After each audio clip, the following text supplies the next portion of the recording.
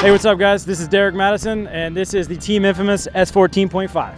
I run an Origin aggressive body kit all the way around the car. Color change wrap and livery was done by Vichin Visuals. Work VSKF wheels on the car. They are 18 by 11 in the rear with a 5-inch lip and 18 by 8 in the front with a 3-inch lip. Next entire SUR 4G.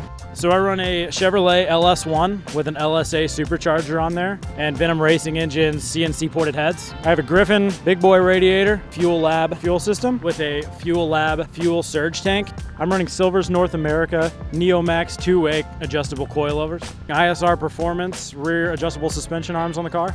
NRG Halo bucket seat. An RJS racing harnesses. An ASD handbrake.